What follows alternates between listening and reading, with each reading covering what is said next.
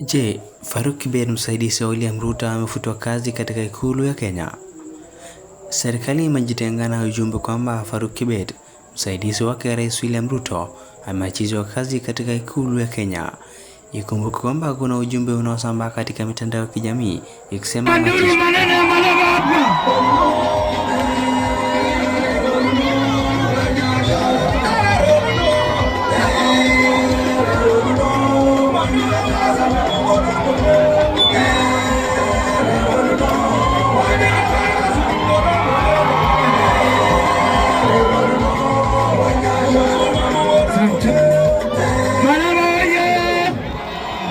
hii ni ngome ya David Ndakwa.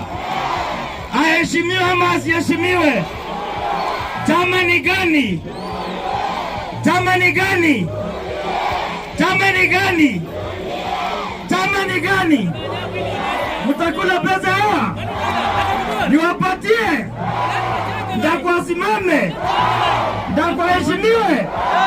Chama ni gani?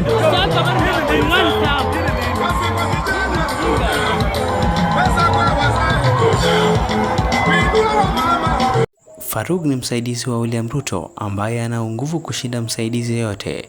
Faruk Kibet anaamua nani atakaa karibu na rais ama aongee na rais wakati rais yuko ziarani. We want to send our condolences to his family and the people of Emuru Dikir and the Kipsigis community and members of parliament. He was a great leader. He had great ideas.